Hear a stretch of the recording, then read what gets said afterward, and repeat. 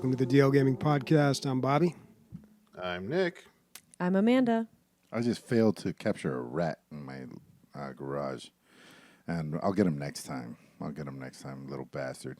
I took apart for some reason he's in the, what do you call that thing? A treadmill. And yeah, I started to take it apart because I knew he was in there. Dogs went crazy. We have 2 dogs because we're taking care of one right now.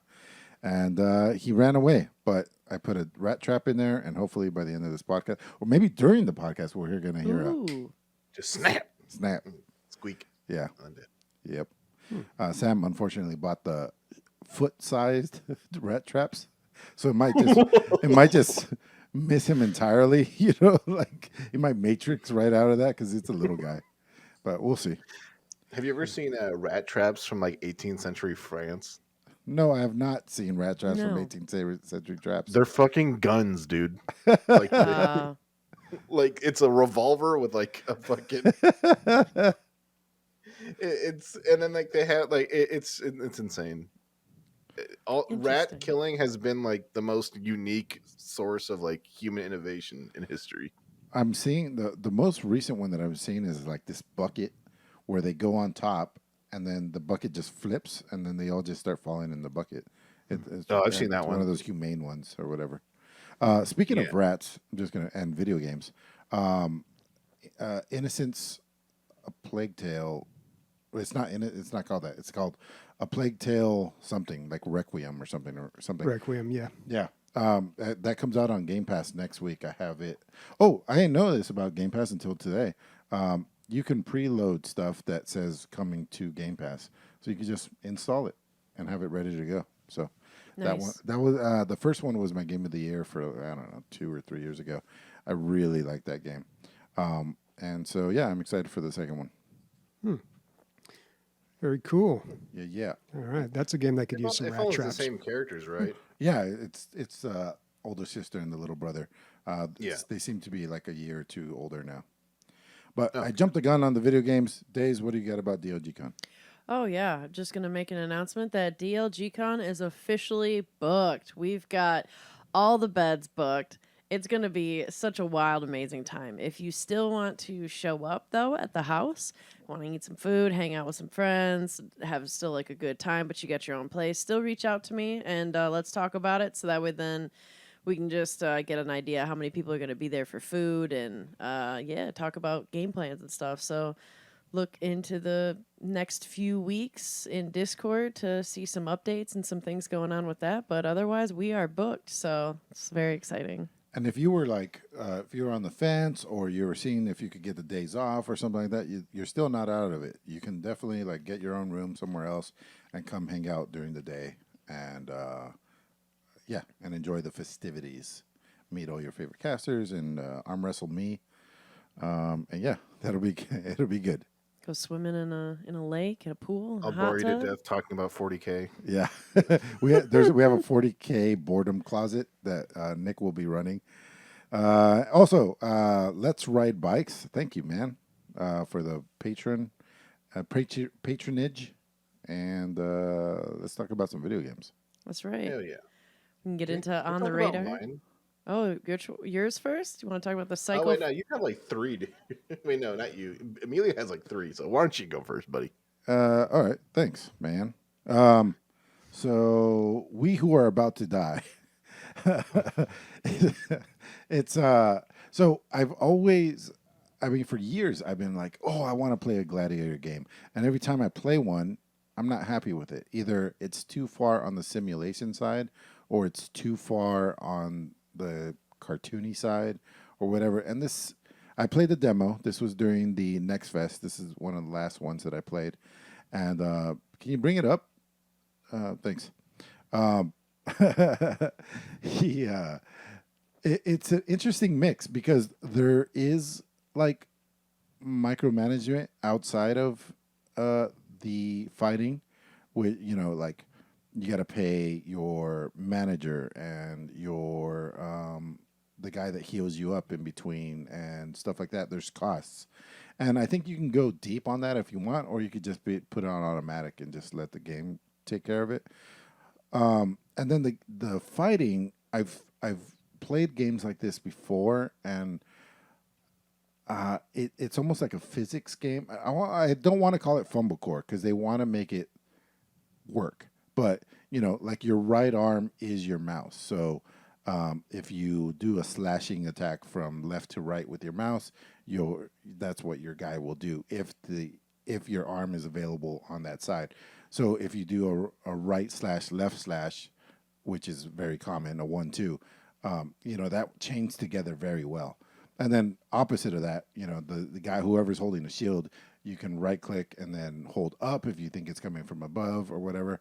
It's almost cartoony, and like it seems like it's super casual, but I think there's depth there for sure that's going to come out as you play more and more.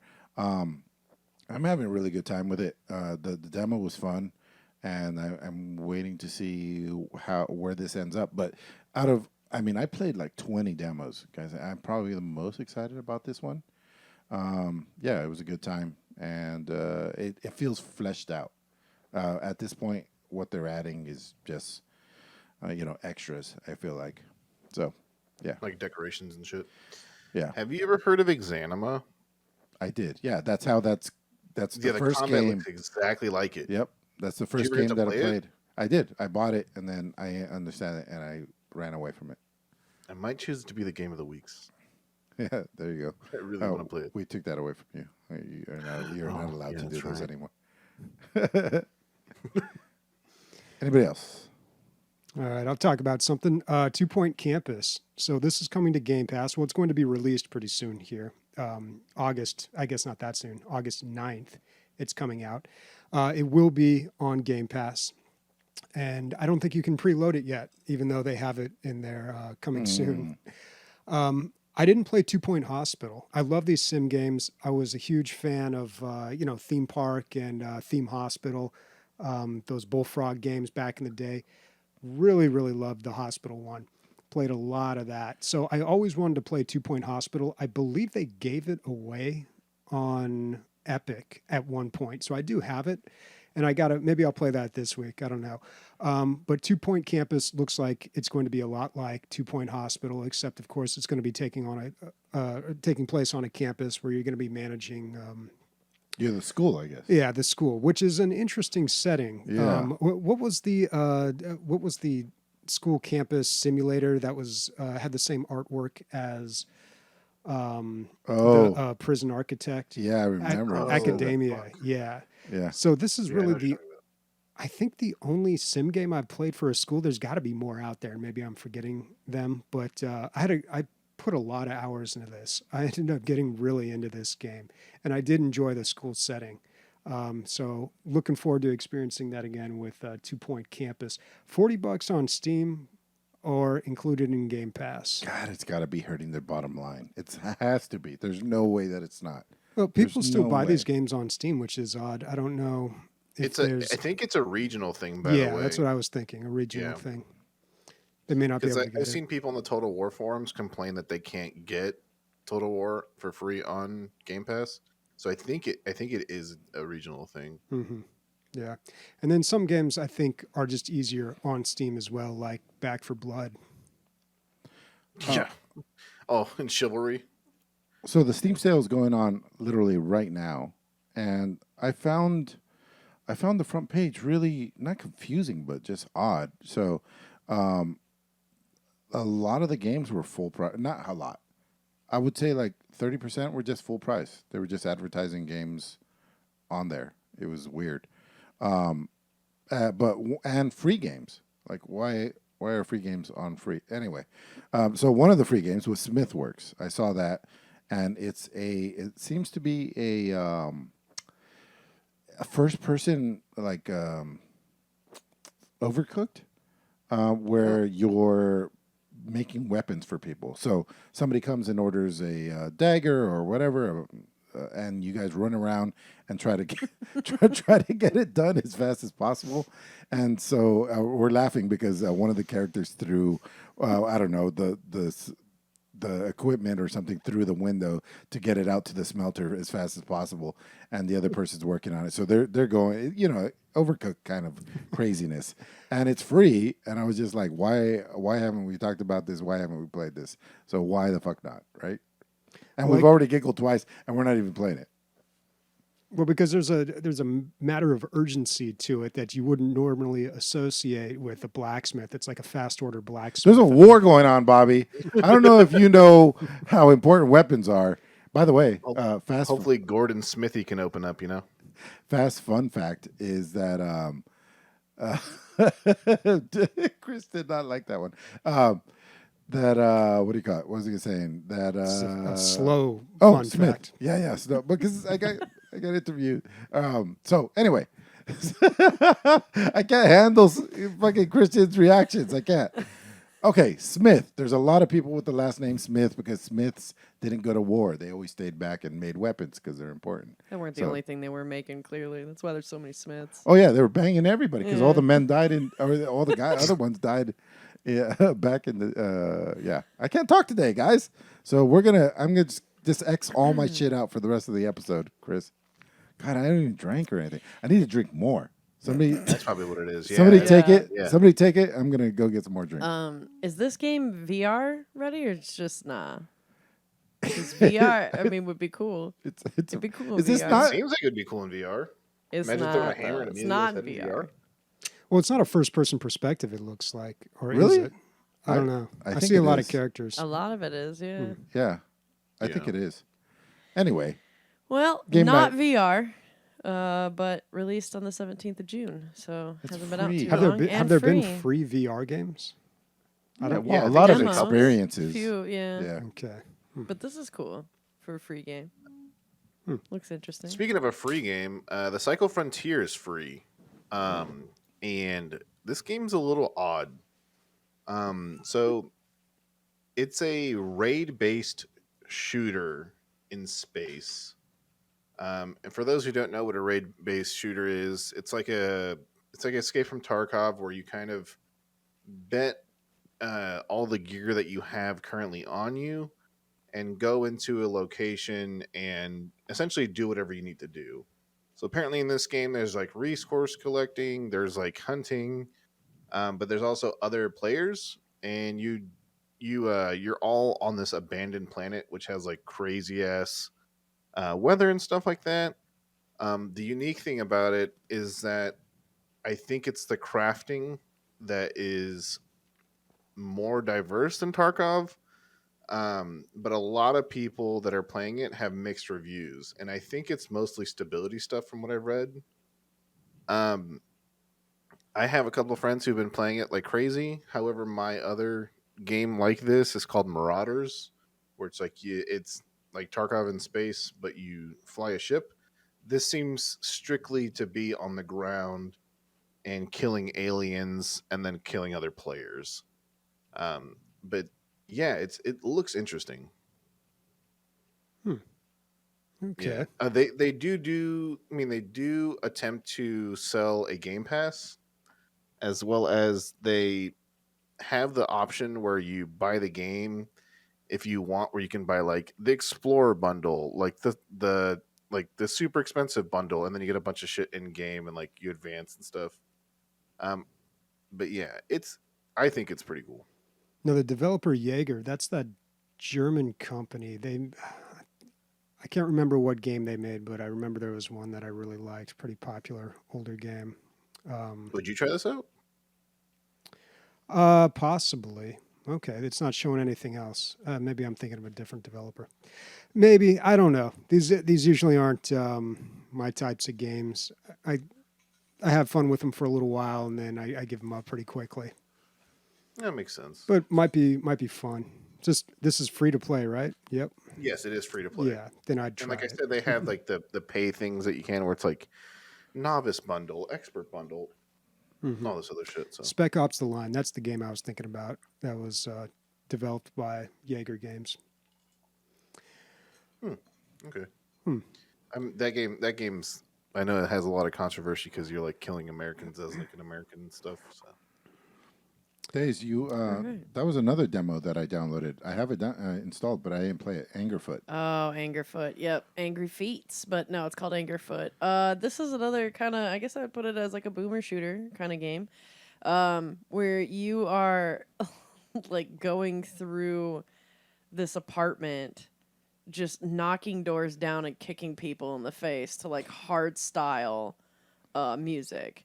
This is by Devolver, the people that brought you Gorn and Tentacular, and it's just as goofy with that. Like you're going through kicking in, like beating up bad dudes, and it just reminds me like I feel like I need a boom box and I'm back to like the 90s or something, just knocking shit down in a way. And you can kick barrels and hit somebody in the face with that, and kick a door and kill them with that, and then pick up a gun from a octopus hand and shoot everybody with it. This game is ridiculous, but it's fun, and it's very heavy on like the drum and bass and just hard style techno. So it's a blast. It's gonna come out in 2023. Did you play the demo? Yeah. Nice. Do they have a It's almost like for it? yeah. But yeah, that's the music to it, and yeah, the demo is out now, and it's it's definitely worth the demo. It's fun. Cool. Yeah, I was looking at it. Interesting with the like. There's a lot of kicking. A lot of kicking. It's probably your strongest weapon. It's just that it's inviting you to get as close as you can. Well, of course, because it's one angry foot, dude. It's one angry anger foot. foot. Yeah. Yeah, she's just kicking with the left foot. Yeah. That's the angry one. Yeah. I The never other, got to play soccer. the right one's just passive aggressive. Yeah. Pretty much, dude. That's gonna be the DLC, right? Passive aggressive foot. Nobody's gonna buy it. PA foot. But yeah, it's definitely, I could definitely recommend the demo. It's pretty fun. Cool. Release date is 2023, so a little while on that. Yeah. What do you think? There's like a pickup? Oh, I like it. Yeah. Yeah, you gonna buy it? Yeah. Depends how much it is. Yeah. Oh, Yeah, cool. I don't think it's really necessarily worth more than $20 because it's just kind of the same shit. But that shit is fun, right? So it's Yeah. nice.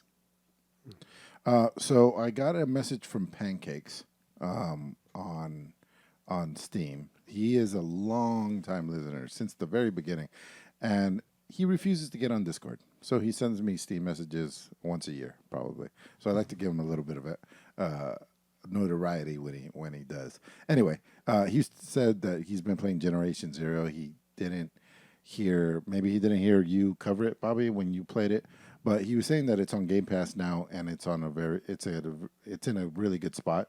They've been working on it and stuff, blah blah blah, and that he's having a really good time with it and recommended it. So, and Bobby, you didn't hate it. There wasn't a lot, right? Yeah, so I played it at a few different stages right when it came out in beta, and it definitely needed some work then. But then I went back to it because there's someone else on the Discord that plays quite a bit of it. So we all jumped into it maybe a year ago, probably less. And yeah, we had a good time. You could probably describe what it is more than I could. Yeah, so it came out when those what do you call those games like DayZ? It's not a crafting survival game, but it is a survival game. Hardcore survival? What's that? Hardcore survival? Yeah, I Sure. guess so. Yeah, it's like a survival game where you just have to scavenge and pick up weapons and kill enemies. Although this one was one of the first ones to actually have have like a storyline or a campaign to it. So you are working towards something, and it takes place in the 80s, I believe, in Sweden. I think in Stockholm, and you're fighting these robotic machines that some of them look very similar to the Boston Dynamic machines, and they have specific weak points. The gunplay is pretty satisfying because you have to make sure that you hit it in those weak points, and it is very challenging. But yeah, if you have a group of people to play with, this game can be pretty fun. It is a time commitment, though. Sounds good. I mean, God, I wish we played video games together. We just never do. It's the schedules. Yeah. My schedule's so off right now. But we're almost done with that goddamn stadium. So Nice. Yeah. You know, you're just building a giant stadium. the first game's in September 3rd. Bobby, Sea of Thieves. How could it be on the radar if you've been playing it? I have been playing a lot of it. I've had some great runs and some bad runs, man. I've had some really tough ones. So I did a Legend of the Veil. So when you rank up to 50 in these 3 different factions, which is a lot of work, you can get you become a pirate legend and you get access to these other quests and things. I'm not there yet, but sometimes I tag along with other people who happen to be there, and you can do these quests called Legends of the Veil, and they're a lot of fun, but they're a lot of work. So anyway, I did one of those, and then we're pulling into a port, and we're going to sell all our stuff, and I get like a work email or something, and yeah, I answer those off hours. It's a problem, but so I alt tab over to that, and I'm like, okay, this is kind of important, and I'm writing an email, and then I notice in the background my character is dead. So I alt tab back, and sure enough, somebody has just shot me. And this was a stupid thing, and it's a lesson you just got to learn. But somebody shot me right as we were pulling in,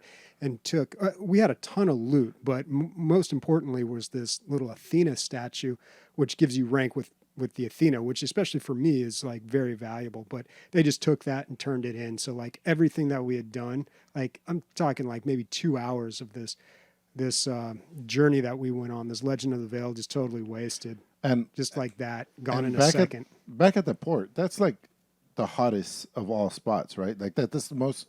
It can be. Most likely place to get ambushed.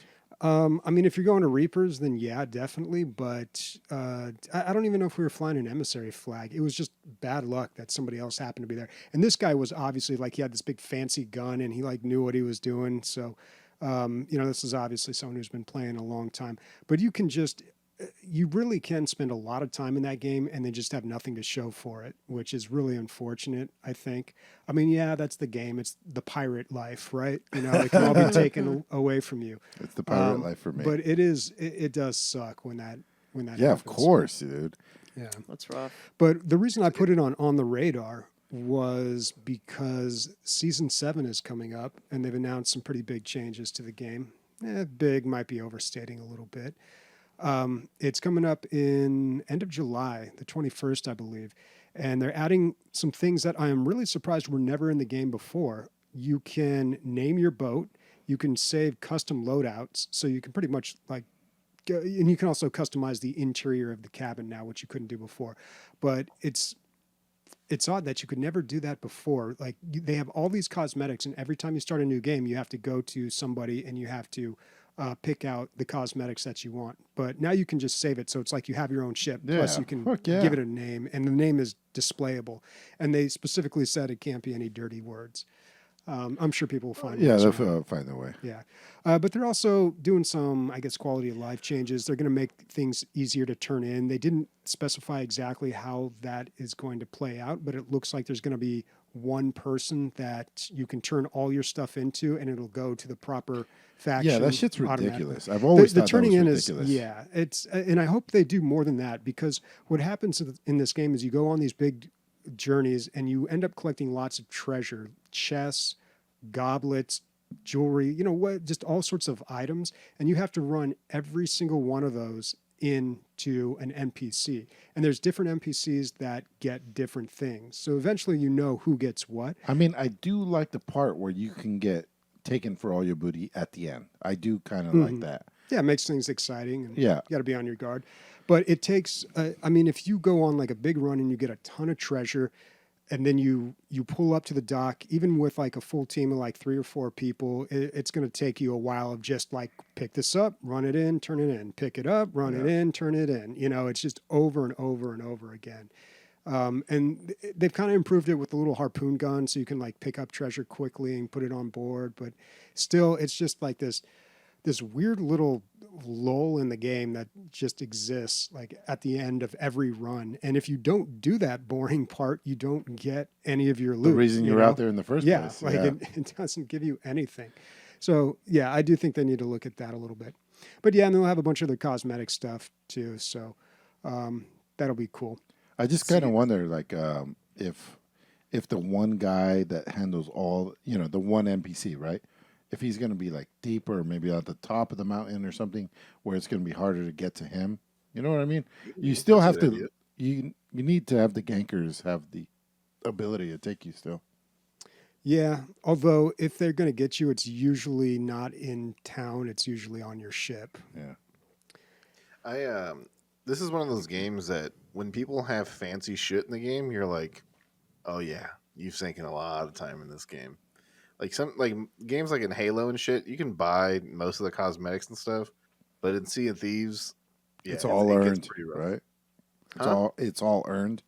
Yeah, I Everything mean, fancy is earned. which I do like about that. It's just cosmetics because you can't get a better sword or a better gun. You can only just get different looking, cooler looking stuff, Yeah. and Yeah. and that's it. There's really nothing better about any of like the lantern or whatever you upgrade. There's really no performance benefit to it. So it does create an even playing field. Glad you're having a good time with this, man. Yeah. It's like you always wanted that pirate game, and now I feel like you finally have it. Yeah, well, I don't think it was there when the game first came out. I remember being pretty disappointed Yeah. in Sea of Thieves when it initially came out. But they're coming up on season 7. They've obviously done a lot to the game since then, and it continues to change. And I think it's in a good spot. So last time I played it, I played through I don't know, it was kind of like PvE. I was playing like a PvE like mission with Johnny Depp in it and that whole thing. Pirates of the Caribbean. Yeah, thing they Pirates added, Caribbean. Like, is that available always, or did you? Okay, and you've done them all. No, I haven't done those. Oh, okay. Yeah, but I know what you're talking about. You can select it from the main screen. But yeah, I just haven't done any of those. Oh, okay. I think. Well, it's like you're on the ride. It has a lot of the same things and stuff. I liked it. I thought it was good. A lot of more puzzly type stuff that you work out together. Yeah. As long as you don't have somebody who already did it, like Captain Gummy, who just did all the. Well, actually, he's like, "Oh, let's see if you guys figure it out," and gave us a little bit of time. Yeah, he's great to play with Sea of Thieves for sure. Man definitely knows how to be a captain. He does. Yeah. It's in the name. Yeah. I'll be right back. Well, speaking of captaining, let's steer the ship in a different direction of games that we have played. So touching up on the highlights. Let's have Nick go first. Oh, let's definitely get you to go first. Tell me about that Final Fantasy, dude. Man, when this was announced, I was super excited because the first, I don't know, since this game the original game came out, until I was trying to figure out how old I was when I was playing this. I think it was like 16.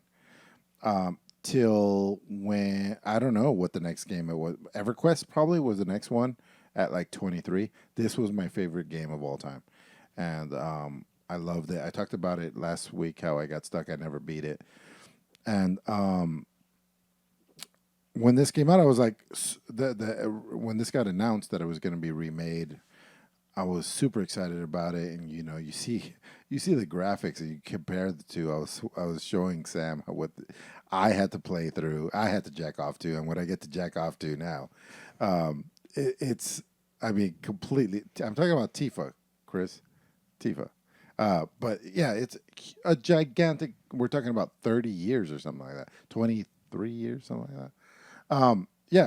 Gigantic graphical leap, and I was curious how I was even gonna like it, but it was on sale for 20% off the day it came out. I was like, how am I not gonna get it? I said I was gonna get it, so I bought it, and I was sure I wasn't gonna like it. I was sure because I was like, you guys have heard me talk shit about Japanese games for years now. Like I'm just like, I'm over it. I don't like their storylines, over it complex, all this stuff. Their emotes, the way they emote, stuff like that. All the like Nick always talks about that shit. And there's some of that, not overly done, but like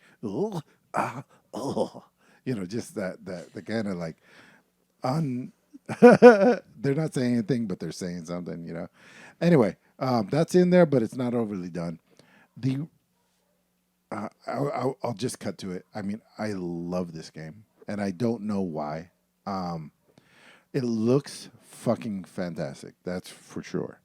And this is new to me. You guys probably all know about this, but Final Fantasy switched over to this kind of like action RPG over from turn-based. So there's no longer, your 4 guys versus their 4 guys, and they each take turns, and you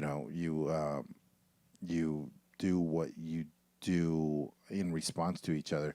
Now you're almost playing a full-on action RPG like The Witcher, let's say. Like you're having that kind of combat going on, Witcher combat, just like sword slash in, whatever. But every time that somebody's timer is up, you can slow down time. You don't freeze it. You slow it down considerably. I would say, you're going down to 1/10. And then from there, you can select an item you want to use, like a health potion, or you're basically just telling them what to do. You could use an ability at that point, and it's a really, I really enjoy this. I think it's great because you have to look at what's going on in the battlefield, what ability would be best for this move depending on where the bad guys are, where you are. You have to consider all these things before you use a big move. And all your characters have a timer. So let's say you're always playing as Cloud. He's your main character. But then if Tifa's ability or her timer came to full, you can switch over to anybody at any point, even during the action sequences, and then fill up their action sequences even more, and then get it. Then you can do their abilities. And then I've gotten to the point now that I'm starting to use their abilities in concert with each other. And it's super satisfying. We're like, oh, this character pops them up in the air, and this one goes and does an amazing combo. So I'll do one right after the other. It's very fun, very satisfying. Also, there's this like staggering mechanic that usually it only works on bosses because they're the only ones that have enough health pool for this. So it's kind of like getting somebody rocked in a real fight, like somebody getting them dizzy. You want to kind of pile it on, right? Pile on the damage until the point where they're staggered. And then once they're staggered, you're doing double or triple damage. But you're playing a little game because you don't want to use all your abilities to get them staggered and just be able to like hit them with your sword once you get them staggered. There's like a little balancing act where you want to get them staggered yet still have enough juice to do maximum damage once they're down on one knee or whatever. And all of this is happening in like this pseudo real time. You got to be thinking about like what you're actually doing with your character, positioning. There's blocking. You're playing, like I said, The Witcher combat, but then you have all these other levels that you're thinking about for multiple characters as well. And it's not all thrown at you at one time, and it's not over. Like I never felt overwhelmed at any point. Like I'm getting eased into this, but I'm playing it so much. And there's a couple of things that I really like about the game that helps me as like a dad with kids and dogs and rats and cats all running around at the same time. It loads up in like 30 seconds.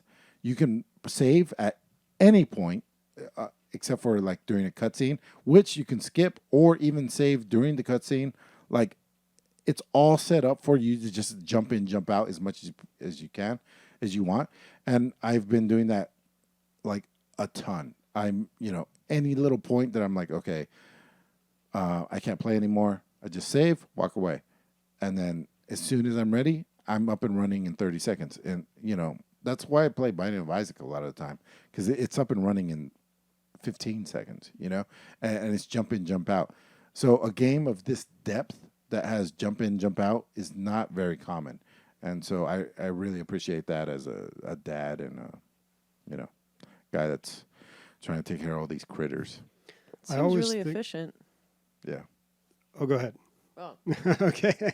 It's all right. Didn't know if you were going to say more. It always reminds me of, I was watching I think it was a 20th anniversary of Wolfenstein. And John Carmack was doing, he was talking about the game while playing it, and he was talking about how this game? No. Oh, Wolfenstein. Oh, gotcha. Because it was like a 20th anniversary special edition thing. But he was talking about how he wanted people to be able to get into the game just like that. So if you load up Wolfenstein, you can press enter like 2 or 3 times and you're playing the game just instantaneously. And I always think about that when I'm sitting through like 5 splash screens that I can't skip past when loading up a game. And I'm Was just it? like, God, I really wish. Borderlands games are the worst. Yeah. Take 2, interact, and then fucking 8 other subsidiaries that go after that, and you just can't skip past them. It's the worst. Yeah, it's terrible. And a lot of It- times you can go online and find like hacks Mods. you can do to Yeah. bypass Yeah. those, which are totally worth it, by the way, because that's just ridiculous. Like, make me watch them the first time. I'll sit through them the first Yeah. time. That's acceptable. Yeah, it's acceptable. Make me watch them, and then that's it. After Yeah. that, It's just too much overhead. Christian's got the video up here of the YouTube video I'm talking about. It's worth checking out. It's pretty funny because he talks about how like everybody would they called it snubbing, where you just run up against the wall and you continually press space bar just to find the secrets. But just like, oh God, if you played these games, like some of the stuff he talks about is so nostalgic here. But it's a great commentary.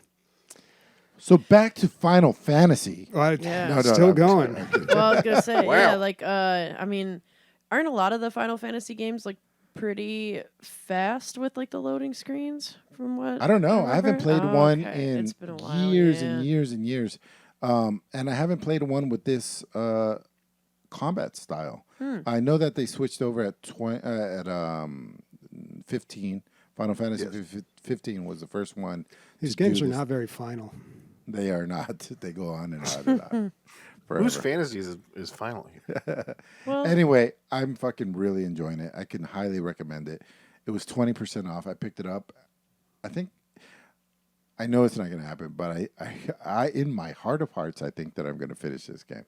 I'm going to try to stay on the main story quest, but then the little girl, she lost her cats. I had to find her cats, and then, so the writing at times can be like,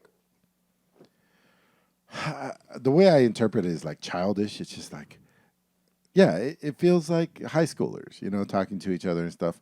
But then, pretty regularly, I'll be surprised by something they say, and it'll catch me off guard, and I'll laugh out loud, or I'll be endeared, and yeah, man, I love everything about it. And the game itself, while you're playing it, looks like a CGI trailer for something. The entire game Yeah.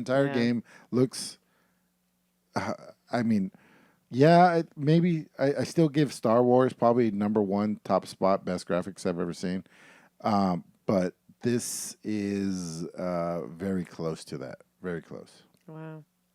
I feel like a lot of like Japanese games are made super well. You know what also is made really, really well by the Japanese? Panama Hotel. That's where I stayed this last weekend in Seattle. Ooh. It is a 1910 Japanese hotel.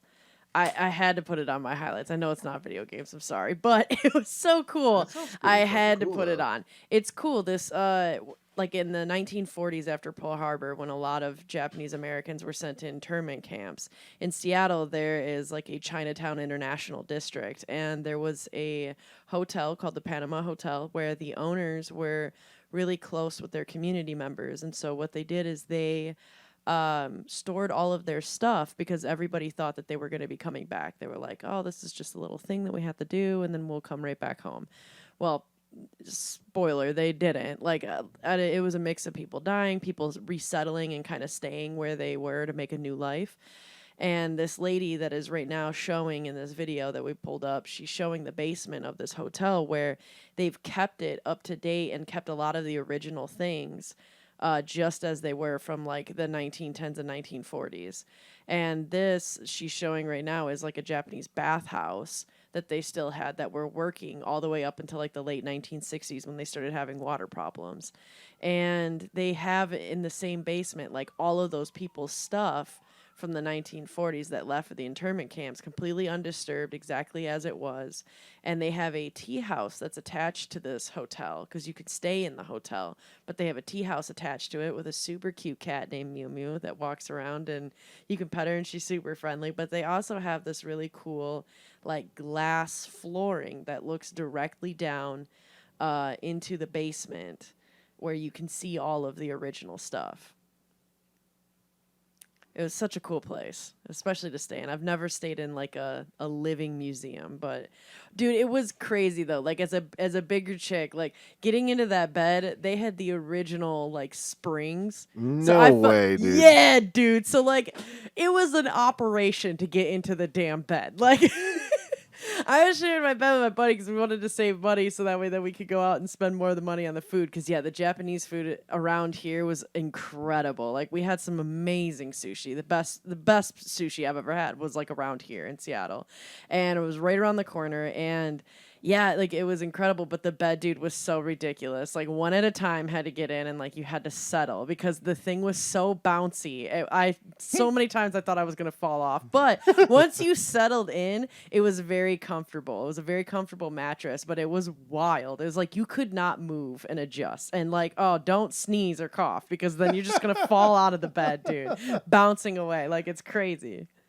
Dude, I gotta stay here if I ever go to Seattle. Or yeah, It was so this shit's cool. insane. And that lady is right there. I met her as soon as I left my room. I saw her walking out, and like she's just hanging out all the time and talking to everybody. She's been all over the world. Like she's just super passionate about this place and takes care of it. And they've got a whole team and stuff that tells you about the history when you like stay there, and they have all these amazing recommendations, and it's just they really have a lot of passion towards keeping it as preserved as it once was back in like when it was first built. Because yeah, when the first Japanese came over and Japanese Americans started in the like logging industry and like chopping down all the wood when they first moved to Seattle, and so they built that completely. It was Japanese architects. It was just it's really cool. It's I such might a be cool going place. in August. This sounds great. Yeah. It was such a Dude, mind you're fuck. not gonna fit in those fucking beds, dude. I was surprised. You totally could. Nah, you can sleep. It's a trip though, one at a time, and settle in. You know, keep your arms and legs in the carriage, dude, because it's a bumpy ride. Me- That's for sure. Mila's gonna wake up, touch the bed, and Emilio's gonna fly out the fucking window. Pretty much, dude. Dude, It's so worth it though. those- So cool. Those beds remind me of the ones in basic training. So as I'm 6'2", and my heels would touch the end of the bed, but we had a guy who was 6'7", and his fucking like legs were hanging at the end of it, dude. That's, And I just can't imagine staying here. and wild. fitting. It was definitely a trip, but it was so cool. It was one of the coolest places I've ever stayed in. so she was there before it was built, right? Because she looks like she was. No, dude, this was built in 1910. Yeah, that's what I'm saying. You think she's 113 years Yeah, old? Jesus. exactly. All right. Womp womp. Womp womp. All right. That's the problem with the industry these days. So Nick, tell me about Industria. Oh, nice. Speaking of,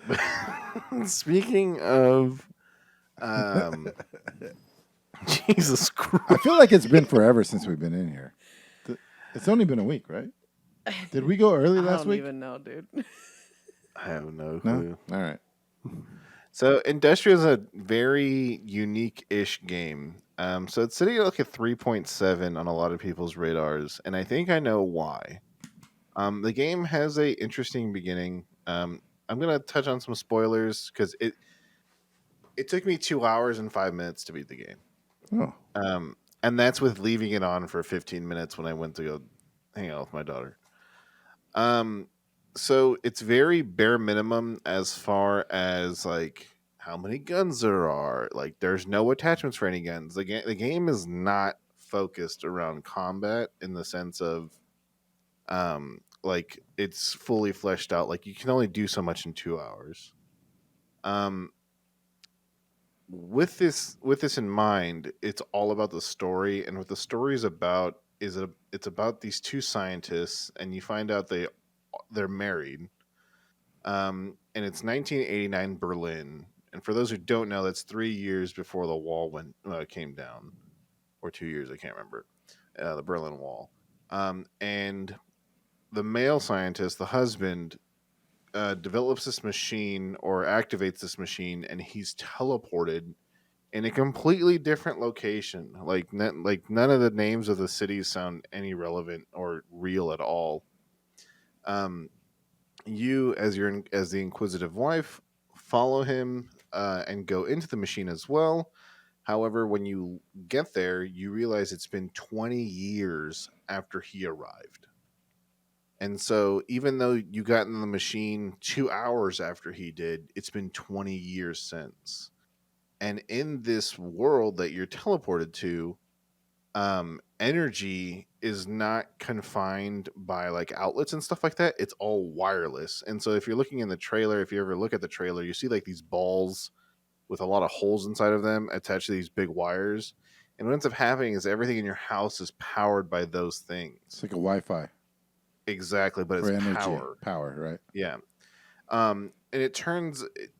I'm not going to spoil the main twist of the game. The game is essentially you fighting Boston Dynamics uh, and Tesla robots.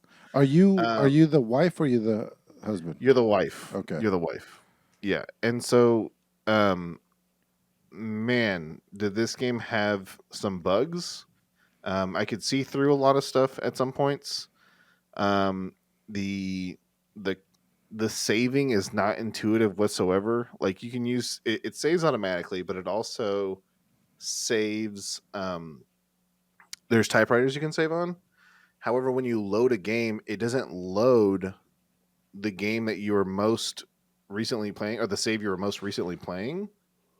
It just it just chooses whatever one's on the top of the list, and that's not always the latest one. Mm. Um, the it's I liked it a lot, and it sells itself as a horror game, but I was only ever scared twice. Well, Um, 2 hours, I guess that's not bad. Yeah, I guess yeah, so. Was it but creepy? The ambiance? so the ambiance is creepy. I think they could have done a little bit more with what the story is about because you're teleported in this location and there's no other humans. And you would expect after like a robot siege and genocide that there would be corpses in places. There was also very obvious parts where so it's also a physics game. So you use boxes and like other items to jump on top of them, and you move things around, and you end up having to use all kinds of physics and stuff. And even though you can easily get over a wall, there might be an invisible wall there because that's not the way you're intended to go over that wall. That happened to me about 4 or 5 times. Uh, Um, I'm getting some heavy Half-Life 2 vibes, man. Like you're seeing like technology attached to older buildings. You're seeing giants walk by. Did you get any of those vibes while you're playing? so and so this is my it goes from a 4.5 to 3.5 for me is what you just brought up. Mm. There's so much stuff in the game that can be used to develop more, but I really think that either funding stopped or something happened and they just had to push out the game because it took me an hour and 45 minutes to get through the first 3 chapters. And I'm like, and I saw the time to beat and it says like Oh, 3 hours. So I'm like, dude, I'm like halfway. What's up? Like, it's going to be some cool stuff. Eventually, what ends up happening is the last chapter is just a cutscene. oof. You run to a point and then it's a cutscene. The second to last one is just a survival mission that takes like all of 8 minutes, even if you're incompetent. And so, like the last 2 chapters, which you would think has a bunch of shit to do, has nothing to do really. Like there's some achievements you can get for walking to a secret spot and doing something, but there's no like crazy combat or there's no like bosses. That's another thing. There's no bosses in this game, which you would think the giant robots Walking uh around. walking Yeah. around would be probably like the whole time I saw them, I was like, holy shit, that's probably a boss. Like eventually I'll fight it. Um this is one of those games that in the beginning you can miss guns, like you can miss the shotgun, you can miss the pistol, you can miss the submachine gun. However, eventually it does force you to use them. But it's good if you like sci-fi, if you like horror-esque games. If you would consider yourself someone that plays most games on normal, I would probably play this game on hardcore because at the end of the game, I had full ammo on every gun. Mm. So it's just you know, um, but yeah, right now I think it's on sale for $14. I would definitely say for $14 it's worth it. All right. I was gonna say one last thing. Half-Life 2. There's a VR mod. Somebody's modding it completely into VR, so you can play the entire game in VR. I don't know if it's live yet, but it's out there. Somebody's working on it, and I think it's very close or it's out. Like, yeah, we're not gonna have to wait very long for it. Who's next? Not me. Wake up, guys! Yep. All right. Well, I played a lot of Elder Scrolls Online High Isle like I wanted to. I have 2 champion level tunes. The one that I always take for a story driven one is my like assassin character. I barely use her for combat at all because I sneak around and I stealth and I just like one shot everything with the Dark Brotherhood DLC. It allows you to do that. And so that character I take for an expansion pack like this one, which is supposed to be much more focused on story and like political things going on, and yet like a vampire insurgents in a way. And then they've got also 2 like pirates and a whole ship kind of mechanic of going to these other islands because you're on like an I always fuck up this word. It's an archipelago. Yeah, an Archipelago. Archipelago. Yeah. Archipelago. Yeah, so you're staying in there, and that's what the High Isles and everything is with that. But they've also introduced too like a card game inside of it, where you compete with these people and you can get a whole bunch of rewards based on that. And I played quite a bit of the card game. Essentially, you get handed, believe it is 5 or 6 cards, and they'll have like you get 1 coin or you get 1 power, or you can do this thing where you can basically sacrifice a card and then get a certain amount of money and all these little things in there. But it's like super watered down. I mean, you would want to think that it's like something similar to Magic the Gathering, but not really. It's very, very watered down, and your whole point is that you're trying to, during your turn, gather as much power as you can, because at the end of your turn, your power, whatever you have, turns into prestige. And the higher prestige you have, the more you're likely to win. But it also is more based on like kind of time. Like I was beating people like 40 to 30 of prestige is what I had. But they have introduced these patrons, and these are these patron cards, and they have requirements of how you can gain their favor.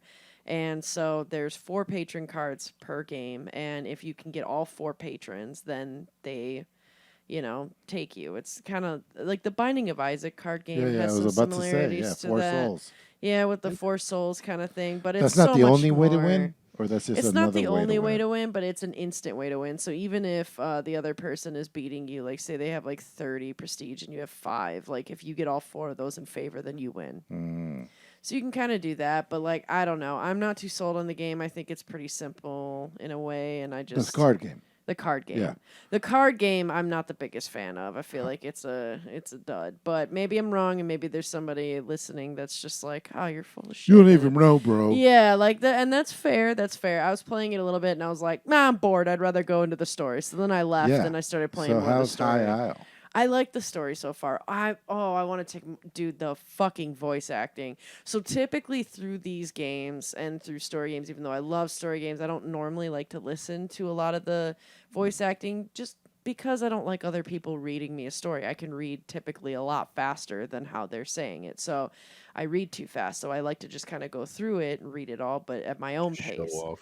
Whatever. But like, so I can't even read. She's over here Yeah. read shaming me. well, somebody's got to literacy cover shaming me. somebody's got to cover story on this fucking podcast. So, Oh, Laura Bailey. She's from Critical Role.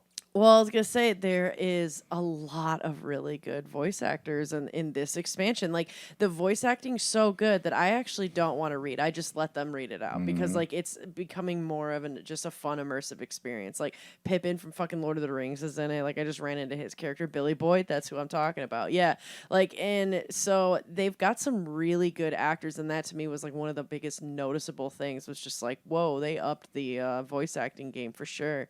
Because now I just enjoy listening to it. And so far, it's very interesting. It's a lot more kind of investigative, a little more like political heavy, which is what I personally would expect in like the Breton land. But It's still cool and it's fascinating, and there's a whole like ship mechanic. There's these like funny little moments that have already happened where I was just in the port city. I think they call it something stupid like Glughog or something. It's some weird stupid name. But Glughog is what they called me in college. yeah, I don't know. It's this like the starting city in a way of the High Isle, and so you're there in the port, and there's this like ship going around just in circles around the city, and there's just a bard on it singing, and like it's little things like as he gets further away, it gets softer. As he gets closer to you, it gets louder. But it has a way of just kind of like stopping you and being like, where the fuck is that coming from? And then finding it. And they have all these little things added to that, and I love that kind of detail for something like an MMO. You know, like that's. It's really special. It's like it's there if you pay attention to it. It really can feel like Skyrim or a Bethesda game, but you could play with a bunch of your friends because I did a bunch of veteran dungeons as well with some sweaty fucking people playing this and was like, meh, because I joined with my assassin who I don't even know how she is in combat because I almost never play her in combat. And then Buddy Fastidious was like, well, we're going to jump into dungeons here. Just copy this build. But, like, I don't know how to use the build. So I'm going around and everybody's like, kick this person. She's a newbie. And I'm like, yeah, kind of. I don't play this character for that shit. But it's very confusing because I'm, like, a high level. But that is interesting, though, in a way, because if somebody's just not good at, I'm not saying you're not. I'm saying if people aren't good at mechanics or, like, handling their an ability, you can level up regardless of being good at video games, let's say. Is that possible?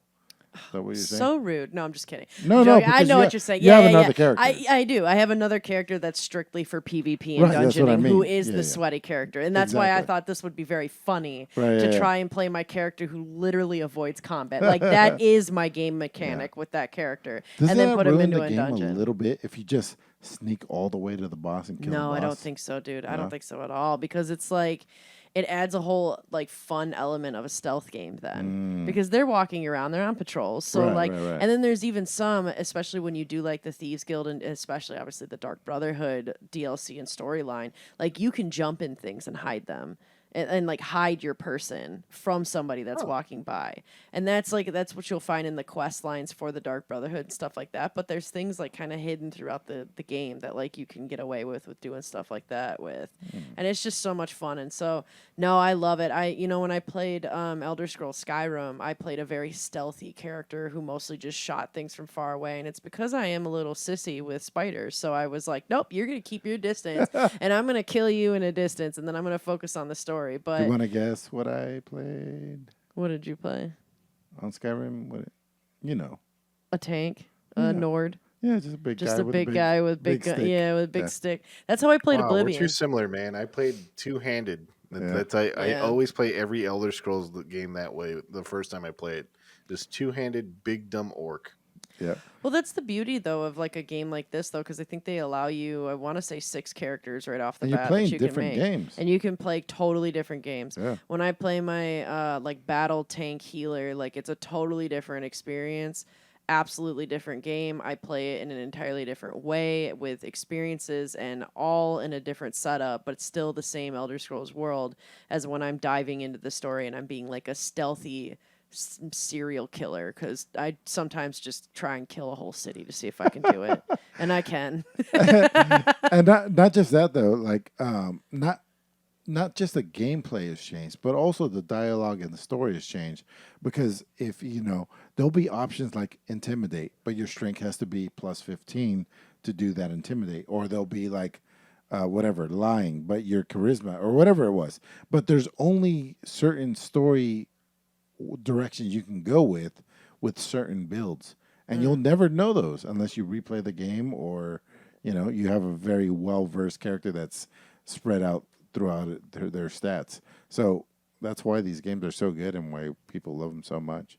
It's not just the combat that's different, it's also the story. Yeah, and it's also, even just with the combat, there are totally different styles and ways to play it based on like how you want to block and run and utilize your skills that you have to play a certain style. So you can get super sweaty with this game for sure, but you also can just kind of be like, everybody fuck off, I want to dive into the story and the quest and play completely by yourself, which is, I love this game for that. And High Isle, I think so far is really promising. There were a lot of people that said that it reminded them of Somerset, which in my opinion is the best like DLC you can get with Elder Scrolls, because the story, it takes place on the High Elf Elmiri land, and it is the prettiest one they have. It is stunning, and this is very beautiful in its own unique and different way too. I don't know how to put my finger on it other than like it has like this, like a medieval. I mean, it's a Breton land, but it's much more beautiful than I was expecting it to be. High Isle is that what I'm talking about, but I mean, because the game like Somerset, I expected it to be gorgeous, but I think it's really promising, and I am kind of with people that have said that it kind of brings them back to a more Somerset feel, and with the story as well. I think it's so far very promising. You guys want to know what I played in Skyrim? What? Do you want to know? Do you guys Yes. want to know? A blacksmith in Riverwood, and I start a little family there. Like after you fight the first dragon, they say, "Go to the capital and talk to the king." And I'm not really for. I just want to live a simple life, right? So I got a little house there, and my blacksmithing's at like 100, and I run like a really cool shop. And I married a local girl. And we just fish on the river, and the weirdest thing, the dragons never came back or anything, so I think it was probably for the best. You just wanted to be an NPC. Yeah. NPC simulator. Yeah. Yeah. Well, speaking of NPC, I'm going to be a little bit of an NPC in the background as you guys and Mila talk a bit about Teenage Mutant Ninja Turtles. I'm just Hell quickly going to talk about Stolen Realm. I just want to give it a shout out. I've talked about this game for a couple times. It's a Dungeons and Dragons like type game. It's all grid based on little hexagons and stuff. All the players can take their turn at the same time, and you just hit end turn when you're done. And then the enemies take their turn, and then you go on again for another round. It's like D&D and Fast Forward, and I love this game. I played it again today with JP Diddy, and we had a great time. Even though we just picked it up for like 20 minutes, and you can play up to 6 players online, and we've never been past 2. So I'm looking forward to. Cool. Yeah, I want to play with more people. Even somebody who has no idea how role playing works, or Dungeons and Dragons, or stat points, or any of that works. Like, it's kind of intuitive, and I really enjoy this game.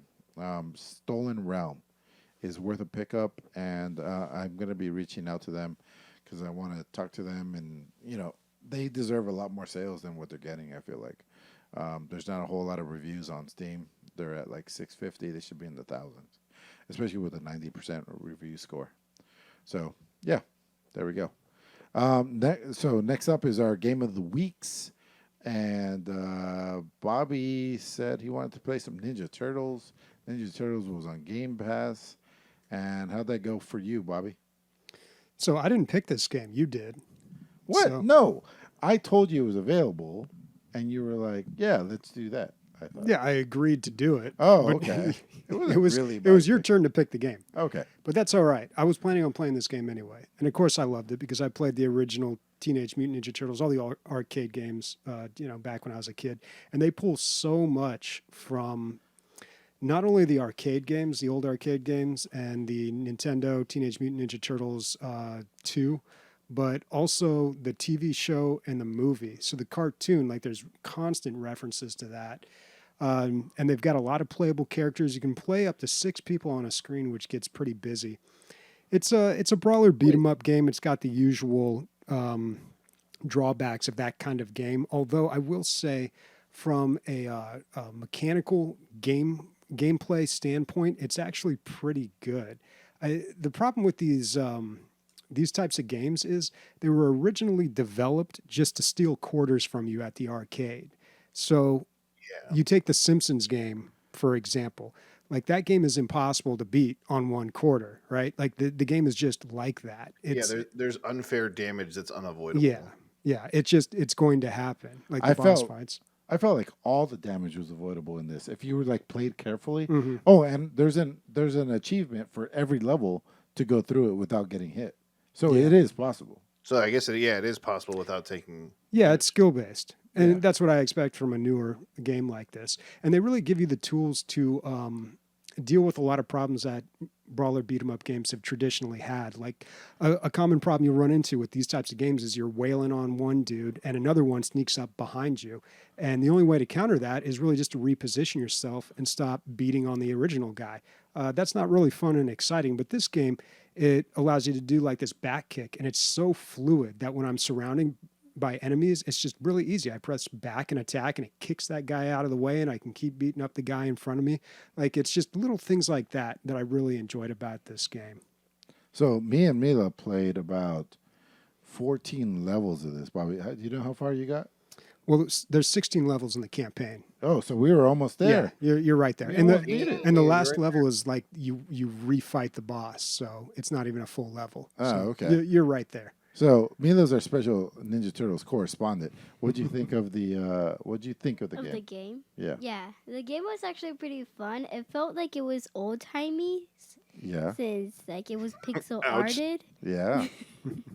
Not to be not offensive right now, but I actually liked the game. It wasn't so bad, but pretty much you can do it with 7 players playing. It's really funny too.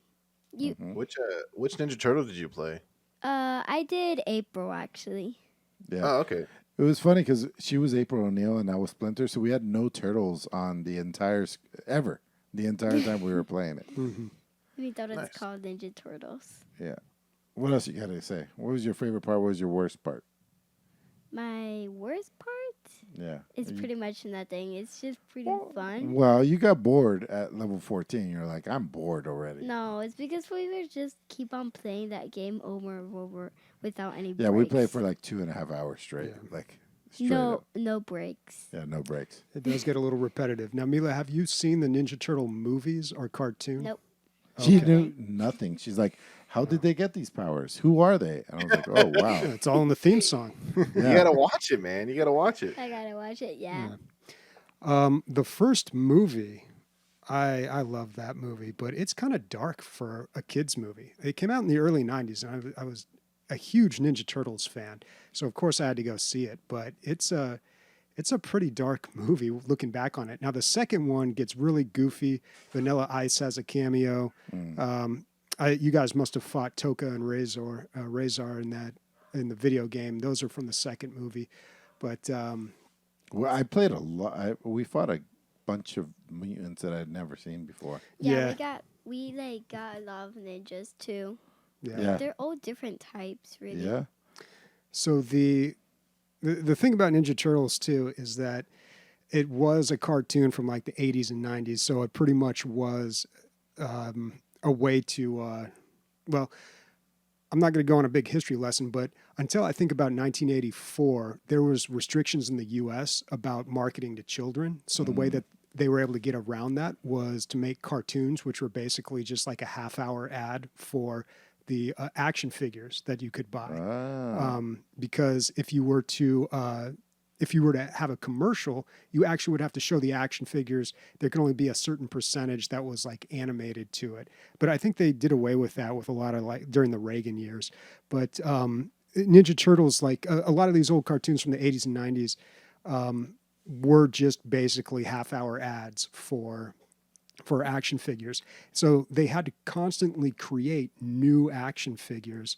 And that's why in Ninja Turtles, you have all these goofy characters that keep popping up, like Rat King or Slash or I remember his the voice. Rock That guy. with the fly. Yeah, the fly guy. What was his Baxter. name? Yeah. Baxter. Yeah. He was pretty funny of what his sentences was. Yeah. Yeah. The way he talks. Yeah. Yeah, but all this, the reason they have so many characters, and even in the later years of Ninja Turtles, they've really kind of just got really far out with the character design just so they could stock shelves and move the product. Really good documentary on Netflix, The Toys That Made Us or something like that. They go into detail on this kind of stuff. There's also a co-show to that, which it's called The Movies That Made Us, Yeah. and it's just as good, if not better. Yeah. Are you going to watch those documentaries there, Mila? Interested in any of those ones? I don't know. I actually Yeah. kind of feel like I don't know what you're talking about. I don't. Exactly. I just know Yeah, Ninja me Turtle, neither. Ninja Yeah. Turtle, that's The all. Reagan years, am I right, guys? Right Oh, now, I'm the trying to Reagan tell my years, yeah. brain to. Okay, come on, Mila. You have to try to understand these new words that you have no idea what they are, but you're a 10-year-old. Just try to pretend that you know. There you go. There you go. That's Sure. She's honest. what Yep. we do Good as adults advice. too. That was my whole theory in school. Just pretend you know shit. Yep. Yeah. And then cussing when there's 10 years around. That's the other way around. Do that too. Yeah, no. All right, Mila. I think you knocked it out of the park. So, Thank you. would you recommend that people buy this, or would you recommend that they play it, or what do you Yeah, think? I don't think it's a rip-off or anything. I actually think it's a kids-approved game, so like many people should play this. It's a very interesting game. Cool. So for you people out in this world, universe, dimension, whatever you guys say it, you should buy this. Yeah, there you go. She's thinking a lot about dimensions right now because we just saw Doctor Strange Multiverse of Madness last night. And yeah, she's been bringing up different dimensions ever since we saw it. By the way, starts off kind of slow. That movie gets better the further you get into it. It's long, but it gets better and better and better. Yeah, I heard Really, the It's end the was most good. divisive Marvel movie in like Are you the hearing last bad 5 things years. about it? Wow. Dude, a lot of people don't like stuff about it. It's actually kind of upsetting. I love the movie. Doctor Strange is my second favorite Marvel character. So. Yeah, I thought it got better. Dude, towards the end, I was like, well, that's so odd. Necro Strange. That's all I'm going to say. All right. Goodbye. Thank you. Thank you, Mila. You know, there is an alternate dimension in Ninja Turtles called Dimension X. Yeah, I I remember think that's where the gecko guy. Well, I think that's where Krang and Shredder are from. okay. And then they Because there's a whole dinosaur spot. I don't know any of those dinosaurs, dude. Yeah, they like transfer in creatures from Dimension X. I don't think they ever covered it in the movies, but God, I'm gonna rewatch the movies. Oh, I thought you were like, I'm going to write a script. Write another Ninja Turtles. Is the new Ninja Turtles movie good or bad? I haven't seen it. There's a The new one like every 2 years. I feel like it's like Fox where they have to. Well, they had one with Megan Fox. I think that one's actually kind of old now. And then I think they had like a completely animated one. I heard both of those were not very good, but the original one, I'm telling you, it is dark. I watched it like maybe like 2 years ago or so. I like Splinter gets captured and like tortured and like beaten, and then like the Ninja Turtles like sit around a campfire and have like this really like deep. It's just it gets really dark and it's live action, so it's like it doesn't have that playfulness that the cartoon does. And yeah, I don't know. I recommend it. It's very interesting. And then the second one is just it's good for the laughs, man. All right. All right. Nice. Time for listener questions. Well, we do have one subscription. SM Jeff, subscribing for 28 months, says, "Happy Sunday, you beautiful bastards." Happy Sunday to you too. You're the only person that calls me beautiful. Not even my wife does it. Thank you. Wow. Um, Kind of sad. transition here to Patreon. Support us on Patreon, and you could get a shirt just like a bunch of other people who got a shirt right now. There's a bunch of unpublished shirt designs that we have that I posted in Discord, and if for some reason you didn't get a shirt, or you've already gotten a shirt and it's been a couple years and you're not getting a new one, use these designs and print these shirts yourself. Is there a reason why we haven't published some of those? I assume it's because like copyright, Bobby. Might be. Yeah, we got a little trouble with the Mortal Kombat one. The other ones, I do not know. I'd have to look at what designs we haven't made shirts out of yet. Okay, cool. Because there's a shit ton. There's a Counter-Strike one. There's a Final Fantasy one. There's quite a few cool. I don't know if we have little high enough designs. resolution images for that. Those are very old. Those are old ones that Chad made a long time ago. Okay, well, use them sparingly, folks. No guarantees here. But if you join us on Patreon, if you want to support us, that is the best way to do it. And after 3 months coming up, since we changed everyone to doing the $5 per month, just one tier, $5 a month, everyone. The DLG sticker pack is coming out. So next month, everyone, you guys should be getting some stickers, maybe a new design too with the shield, you know? That's word on the street that we just talked about 2 minutes before this fucking episode. This is how we do everything around here. And this is why you love us, because we're just people. On the fly. Yeah. And that's it for the plug. We're done. All right. Sweet. Well, let's get to some listener questions. We've got one from Lasagna McGillicuddy. Would you fuck your clone? Why or why not? And what would you do with them? Yes. Absolutely. What would you do with them? Everything. Man, this is so interesting. I would do a lot. Yeah, I would do a lot with my clone because I also know that if it's me, it's gonna be a good time. Like it's gonna be a fucking good time. Like I know it's gonna be a good time. So yeah, definitely. You're like, it's me. I wouldn't fuck myself because I know the other person wouldn't enjoy that, but I think we would definitely do a double Dutch rudder or like jack each other off, you know, for sure. With not looking at each other, but like maybe like with the partition, maybe like in a urinal stall, something like that. We could work something out. Are you trying to say that like if you fucked yourself, then yourself wouldn't have a good time? So.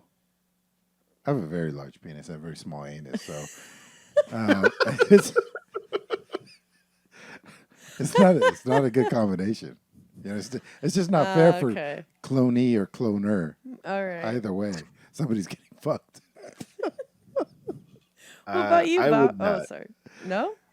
No, eventually I'd probably just talk about Warhammer or something with him and just never get anything done. That sounds like the best thing for you, though, man. That sounds like a Nick fantasy. It would be it would be orgasmic for sure. The best thing actually was I would have someone to paint all Yeah. my shit for me. Wow. Be like, go do it. Could you imagine your clones being like, "You think maybe I can paint it sometime? And I just hold it. Just hold the fucking thing. Stop moving." Put your hand here. Yeah. Yeah. Yeah, I'm gonna have to pass on that. What would you do with your clone, Bobby? Put him to work. Probably, yeah. I could Yeah. use a hand. Go to work. Hang out with my girlfriend. Bobby, you haven't brought up piano in like forever. Are you still on it? Yeah, I haven't had very much time to practice. Dude, Mila has not. She just had her whatever 3-year like recital or whatever. Man, she's come a long way, man. And Wow. she played her recital pieces without looking. Oh, Yeah. nice. Yeah, you know, that's really everybody's different, but for me, I can't really play a piece well until I have it memorized. So sometimes it's nice to still have the notes there just so you can catch yourself if you need to and kind of keep track of where you are. But for the most part, like anytime I reach a point where I can just play a piece well, it's all up in my head. Nice. Next question from Tagloro. What game or part of a game gave you the biggest emotional reaction? Something that made you cry or upset and lingered for a while afterwards. Additionally, do you think games are more or less effective than other media at eliciting such feelings? So this game didn't make me cry, but definitely lingered with me was this War of Ours, because it's this game that has like a cross section of an old apartment where you're just trying to survive during a war, and there's no way to really win this game without doing some shitty things to some regular people. You know, you have to rob your neighbors. You have to take advantage of things that are there that probably should go to somebody else. You know, there's a lot of that kind of stuff. These guys, I will never forget them. This developer, I don't know their name, but I won't forget what they did, which was they were like first thing they did was if you have to steal our game, steal it. It's fine. Like if you don't have the money for it or if you can't afford it, they just gave people blank check to just steal their game. And then later on, they give it away for free a few years later. And, it's just the road. If you remember that book or that movie, it's like that. Dude, like there's that's a heavy there's book. there's no good, but there's important. Yeah. For me, for those who've played The Last of Us, there is a moment involving two brothers, and at the time, I was actually really, really close to my brother. Um, I mean, it's been out for fucking ever. Essentially, a younger brother gets bitten by one of these zombies, and the older brother, who's been taking care of him for the long time, and kind of like sheltering him from things. Like the younger brother knows about stuff, but he doesn't really know the extent of everything.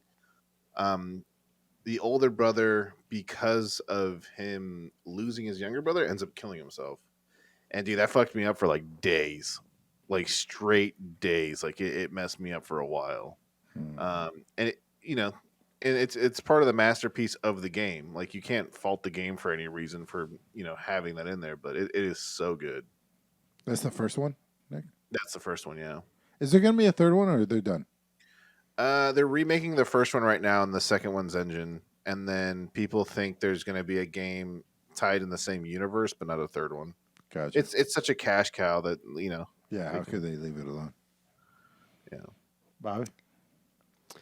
I don't know. This touches on what we were talking about last week. Days, you missed out on that, or maybe you didn't. I don't Well, know. it's not to say that like it doesn't happen.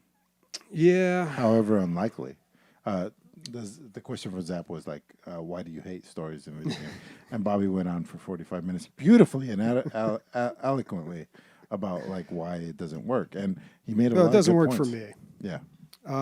But I do remember liking the BioShock games. So I'll be honest, like the original BioShock game, that whole Ayn Rand thing was totally lost on me. Didn't pick up on it at all, really. And then kind of people would talk about it later and be like, oh, yes, of course, yes. The obviously the metaphors and the big words, and like I'd pretend to be smart. Like I knew what the hell was going on, but I was just like playing a video game shooting people. Like that's Like Mila right now. You're like, when you're 10 years old and you hear words that you don't know, you just nod your head and pretend Yeah. that you know. Yeah. Yeah. But BioShock 3 Infinite, I remember really enjoying, and obviously that has that really off-putting racism at the very beginning, which You mean throughout the game? yeah. Like if you look around, that shit is horrific. Yeah, there's a lot of it, but there's a particular scene in the beginning where it really puts your face in it and draws attention to it, and like from that point on, it just becomes kind of a part of the world and more in the background. But at the very end, it was a really complex ending, and I remember having to go online and watch some YouTube videos to kind of figure out. But I remember really enjoying that, and God, that was almost 10 years ago now. But I remember it being something kind of like a multiverse where, there's so many different alternate realities and different versions of yourself making different choices that really the decisions don't matter. And throughout the game, there's this whole coin flipping thing, and she asks you, or you have to flip a coin or something, and then you make a decision like this or that. And then by the end of the game, you find out none of it even matters. Because it was all preordained for that. It's all already done. Yeah. Yeah. And you're essentially stuck in a loop. Yeah. And the version of you, it doesn't matter because you're living out this pattern that you need to live out to completion. And then there's other versions of you out there doing things different, but for you, it doesn't matter. So, yeah, I don't know. It was a long time ago, and I'm a little fuzzy on the memory there, but I do remember enjoying BioShock Infinite. Days, have you played all three? The first two I watched a lot of my friends play because I was too scared to play it. The fucking That's dudes not a with scary game. the dudes with the hooks on the ceilings, I would beg to differ. Yeah, it's a pretty scary game. Depending on I like I loved the BioShock ambiance Infinite is though. freaky as fuck, dude. played like all the way fighting through? crackheads. Yeah. Not fun. I did play all the way through of Infinite though, because I just thought that was so gorgeous and stunning and interesting, but Less scary now I think about it. way less scary. Yeah. Yeah, But- it's all clean and stuff. Yeah. Exactly. But for me, like the biggest emotional reaction I've gotten from a game and continuously do, and I love this game, is Spiritfarer. I love that game. It's so cute, and I really think that it truly helps, a sense with like grieving and the concept of death and like the concept of just really enjoying the present moment and the like relationships and the connections that you make with people while you have them, because they are not here for forever, you know. And it was just one of those games that really stuck with me with that kind of theme, while being so relaxing and like kind of beautiful to find out, you know. So that game sticks with me, and I think about that game quite a bit. And you've brought this game up like 2 or 3 times, and every one of the times, I'm sure I made this connection. I'm not sure if I'm right, but is it one of the first small indie games that Microsoft picked up? Like they're promoting like indie titles for a little while, so they would buy out completely a small industry. I think there was one of them. I'm not sure though. That was pretty early on with Was it Game Microsoft? Pass and stuff. Yeah, I Yeah, Game remember it Pass was and first stuff. on there. And I played it a little bit on Game Pass, and I loved it that I just said, yeah, fuck that. I'm going to buy it on Steam and give them some money. And Speaking of then- which, Christian, his new favorite game is what is the game you're playing off my account non-stop? Hades. Dude. Hades. Dude, Hades is the shit. He loves my it. God. I Yeah. literally can't fucking. As soon as Emilio logs off of Final Fantasy VII, I'm on Hades. It's like Dude. I only get as much work done as he is playing games, and when he's off, I'm playing Hades. Last- Go to work, Emilio, damn it. Last week I got 20 minutes of gameplay. All week with 20 minutes. He fucking sends me a message in the middle of my 20 minutes. He's like, "You getting off soon?" Like in the middle of the 20 minutes of last week. Anyway, That's not what Not happened, bad. but Yeah, it's yeah. close. Close So- enough for the story. so he's playing off of my account, which, of course, go for it. But he's afraid of losing his save. Bobby, do you know if he will retain his save? Because Yeah. If he buys his own version of the game, yeah, Right. his save will transfer over. I've done that Will it? before. Because I see Emilio's save on my game. It's like 142 escape attempts, so I picked my save slot on the opposite end. Oh, that's really weird. I haven't seen that before. But I'm I, so scared. Game Save Manager will handle all of this, right? I don't know. I haven't used that in forever. I put if my faith if in my the cloud save now. if my save is lost, I have to blow up my computer. I don't know what I'm going to do. Quit gaming. I mean, I'm sure you can manually back that up somehow if you just find like the location on your computer. But I've done it several times where I played something off of someone else's account, and then I bought the game myself, and the saves just transfer right over. Yeah, it should. It really should. But Yeah, but then I miss messaging Emilio for that's kind of fun. I don't mind that. What's at your all, man. favorite boon, like Boon God combination? get boons from? Oh man, that's a difficult question. I don't know. I think Hermes, in between Hermes and Zeus. I like the lightning play. I like the lightning bounces. I think it makes the end boss really easy. But the Hermes boons, I like. If you go to the room, you can see the boons you win with the most of the time. Yes. So every time I've won, I have like 5 or 6 Hermes boons. I have like quicker movement speed, extra dash, dodge chance, all of them like heroic or epic or whatever. And I just can't lose with them. Like, yeah. So I really like. Is it Athena? Athena that like you get some sort of bomb like artillery shot. Is that right? Am I way I don't know off? if it's Athena. I think it's one of the weapons because you get like a machine gun. Yeah. It's either Athena or Poseidon, one of the two that it turns it turns into it a into- rocket launcher or yeah. a mortar. Super 'Cause there's two of fun. them. Super fun. I don't know if it's like the best, but it's definitely super fucking fun to turn the whole game into an artillery game. Bobby, coming how for have you you both, by not the way. played this yet, dude? I told you I'm waiting. Oh, I don't know what you're I'm waiting until for. it cools down a little bit because everybody was playing this game. Everybody loved it. Game of the year all Game of over the the year. place. Yeah. Like everybody gave it game of the year. So I can't come in like 2 months later and be like, hey, everybody, I want to talk about Hades, Like, Now you have to you wait. can. Now you have to wait till the finish it. Christian heat dies off. yeah. Yeah, Is it a good time to love get it. into Hades? No, I'm just kidding. I think so. It's always a good. Jesus Christ. It's always a good time. All right, moving on. The Livingston asks, what country would you recommend moving to? Canada. Yeah, I mean, I don't know. I don't want to get too political, but to me, Canada seems better than the United States politically. They don't have as many guns. I mean, like they can't defend themselves as well as we can. So I don't know. But also when I visited Portugal, I was like, this is the place for me. Like, drugs are legal, and not just that, but just like in general, it's like pretty liberal. Their tax rate is like just like a flat number, and everybody pays the same. And like, I don't know. I all the people I met there were happy.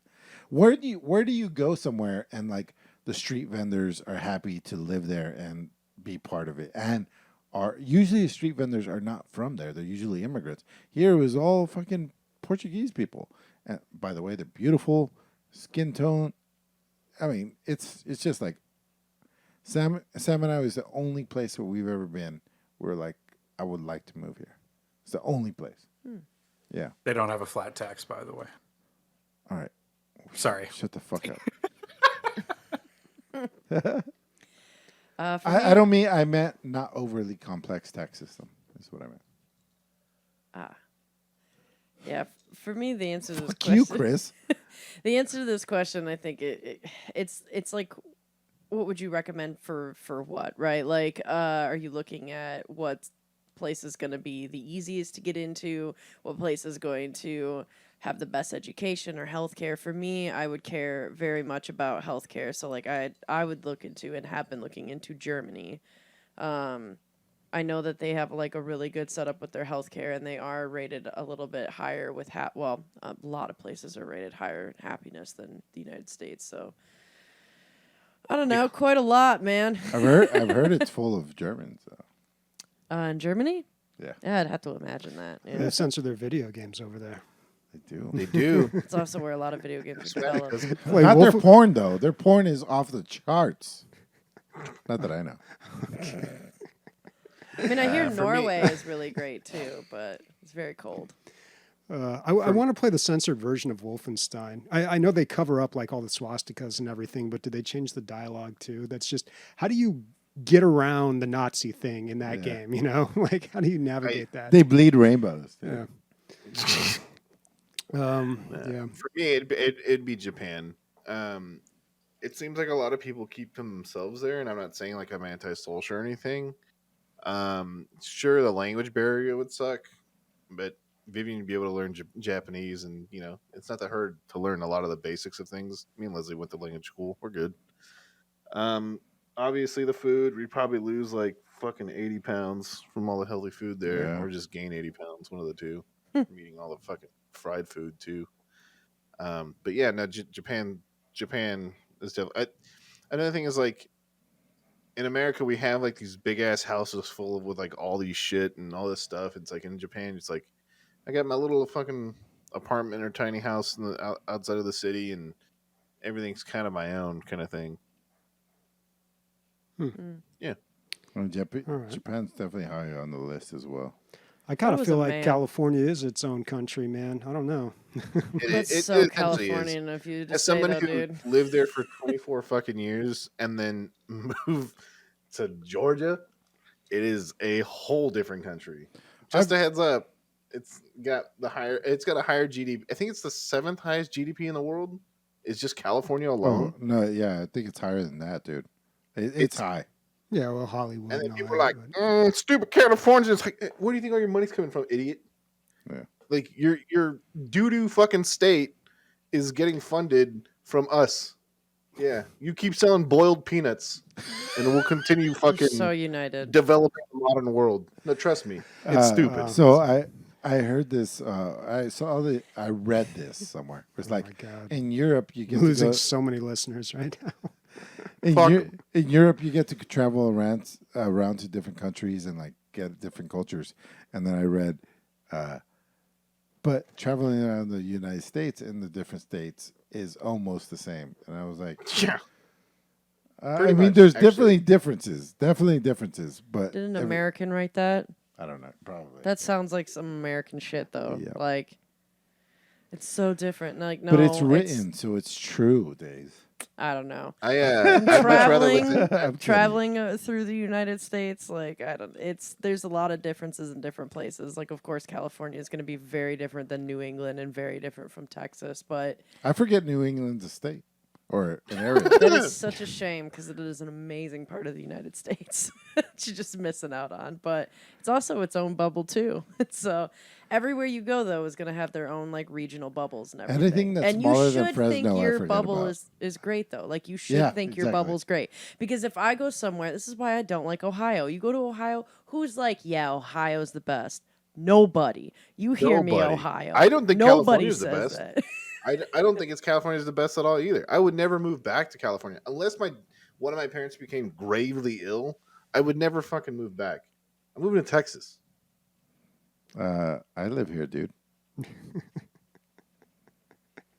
You I know was what? just That's- thinking. that's I was the just point. thinking this episode. That's a I good was just point. thinking this episode. I was like, man, I really need to get Nick to move here instead of Texas. That's what I was thinking about. You know what's funny is me 13 and Leslie minutes go. ago. If we had to live one place in California, we always say San Diego. Of course, it's paradise. It's essentially paradise. Like Yeah. it is such an awesome place. Yeah. Anyways, It's pretty cool. So, moving on. Just Marconia says, need help. College roommate I haven't heard from a decade asked me for feedback in one of his short audio dramas. It's the second file on the website. I gave him some feedback, but I feel like he needs opinions from people that don't know him at all. Listen to it and let us know what you think. And then he posted a it's a what though? website. It's an audio novel. Radio drama. Oh, interesting.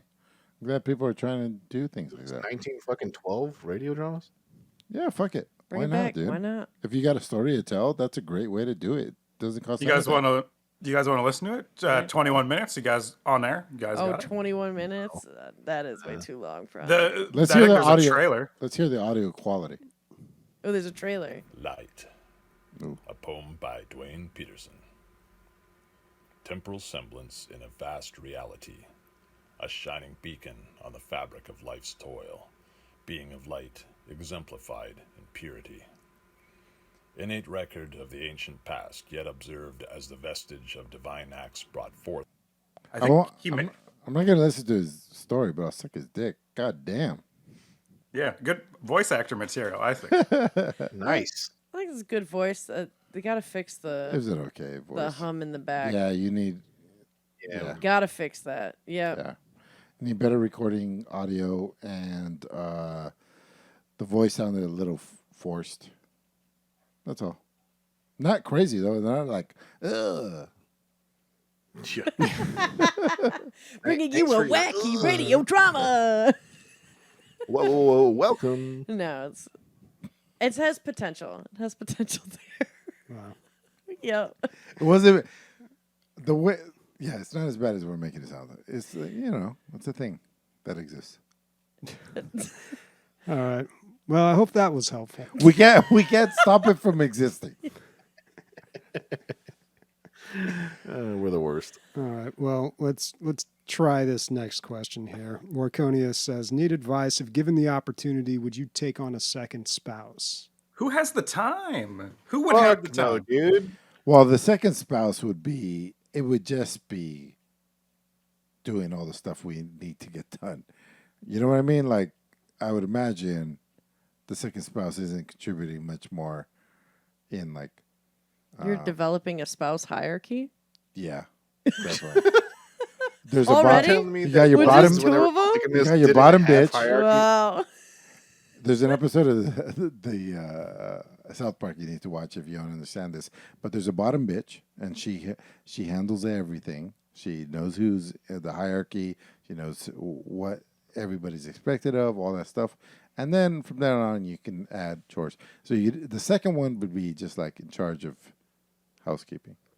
So yes, it wouldn't work. She would leave because it sucks. This is Mercedes. She's my bottom bitch. Yeah, I hate my boss, and she would leave. Yeah, no. I'm not even taking on one spouse, man. Yeah. What do you mean a second one? Bobby's Bobby's like, lose half my money if I don't like them in 5 years? Nuh-uh. I'm also not going to get married and have a spouse, but if you're saying take on a second partner, yeah, why not? Yeah, like yeah. Wasn't there a TV show? There's That- always a TV show. Yeah. No, not a reality show. Like they had this was like from 15 years ago. It was like Big Family or something, or I don't know. That is the most. That sounds like a show that they make up inside of a show. Welcome back to the 8 o'clock showing of Big Family. Yeah. A show they made up inside of a show. That's so good. Well, it was a pretty old one, so yeah, I probably had a big dumb name, but yeah, it was about like a polygamist or something. It was like it was That's kind of a good. popular show. Like this was a thing that existed. No, dude. No. I mean, I don't know. I think polyamory is pretty cool. I think like it is that, too. but I it would think- be a lot of upkeep too, though. Emotional upkeep. I I can't do emotions anymore, man. I just love that. I just stopped No feeling. more. I got a kid. I got a new fucking dog. I'm done. Listen, Can't feel if I you're don't even already have time feeling for dead another inside. friend right now, like another spouse. What are you guys talking about? Are you out of your fucking mind? Like I don't know. I don't even like my friends, but I gotta keep them because I don't want to try to get new ones. like poly. Okay, so jealousy is like some ancient fucking monkey shit. If you're smart enough, I think you can just work your way through it. I really do. I feel like if like two men and two female or whatever, two like a group of four people were all intermingled, they could probably get done more than two individual groups. Facts. You're Yeah. trying to talk us into a cult now. No, Really yeah, why, a yeah. sex cult. No, Trying to tell me something. when somebody the- claims leadership, that's when you Four get people That's when on a you, gaming podcast. listen. You know. listen. I know you're at DLG Con. I know you paid money, but you're gonna have to suck the dick. I'm sorry. Jeez. Look, I got tender cheeks. Oh, jeez. All right, that's fun. All right, Uh, now, let's keep moving So on. moving on from the Livingston. Hey, what's everybody's favorite chick flick? Ooh, I saw one. Bridesmaids. Yeah, that's apparently that's a good one, right? Dude, it's such a good movie. I don't know if you want to hear mine. All right, go ahead. I was gonna say, nobody else has The Exorcist as their favorite chick flick. Just me? No, Days. I fucking hate chick flicks. Nope. I don't like Of watching all the them. people to say that, the person that's quote unquote the scary, Yeah. Yeah. I don't know. The Exorcist is the most beautiful love story of them all, dude. Just kidding. It means Satan and a priest. Bobby, coming Guys. from like a movie buff perspective, there must have been a couple of like actually. Oh, like what's the wedding one that we watched?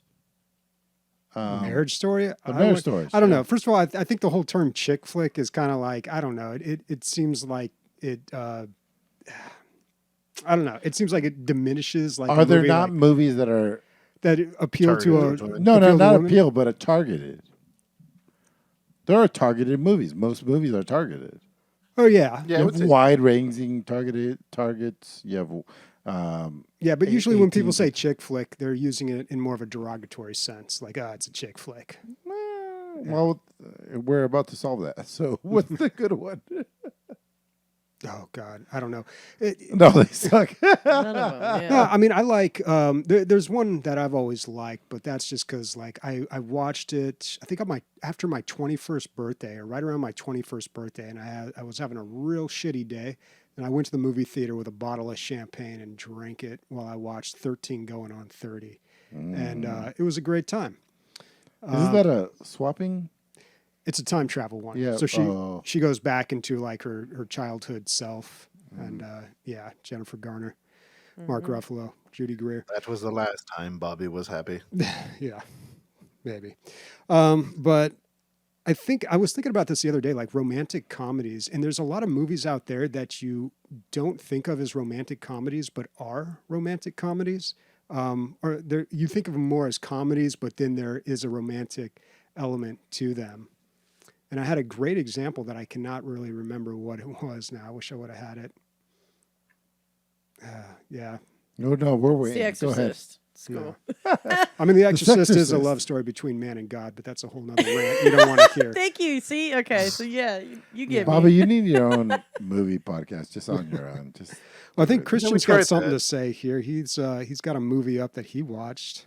Guys, This movie called "Marry Me" is the best romantic comedy I've ever watched. This is the new one with J-Lo and Luke Wilson or new? Owen Yeah, Wilson. Jennifer Lopez. So Owen Wilson is in the audience, and he has this sign, and he's like he reluctantly wants to marry or gets involved with Jennifer Lopez because her husband breaks up with her, and they're supposed to get married on stage, and she just like picks him out of the audience randomly.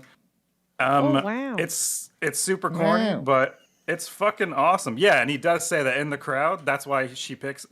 He's like looking like a fish. He was like, wow, wow, wow, and then she just points to him and says, "You," and And then he goes, "Oh, wow." yeah, it's a completely typical story, but yeah, it was awesome. I loved it. Wait, 2.8 on Letterboxd? Jesus Yeah, Christ. dude, how high were you? That's why Yeah. every time you review something, I have to check how high you were when you watched it. How high were you when you watched this? I wasn't high. I was in love. No, I went with Rianne, and I was expecting like nothing. Yeah. And I got just like a good feel good film, and I was surprised. Well, So, yeah, like, If what they get you at the right random- time, if you get you during male Your cycle. yeah, your cycle, whatever that's called. There's like a man version of like Oh, yeah, I mean, like, hormones. There's one with Keanu Reeves where he dates Black Widow. What's her name? Scarlett Johansson. Yeah. What's that one? It's called something. Summer is in the name. Anybody? Definitely not Midsummer. No, it wasn't Midsummer. 300 Days of Summer. No, I don't think so. Anyway. Okay, 500 Days of Summer, because 500 Days of Summer is the worst movie I've ever watched, other than Tall Girl. Is that with Did you ever Keanu watch Reeves? Jiggly or Giggly with It's with J-Lo Jordan and Gordon, whatever, Joseph Goalie? Gordon-Levitt. What's the movie? All right, whatever. Nobody knows what I'm talking about, but I enjoyed it. Like somebody was dying with cancer. They loved each other. They loved each other even harder until one of them died. Talking about Nice. The Notebook? No, Oh, no, man. that's the one she has I dementia. never watched that.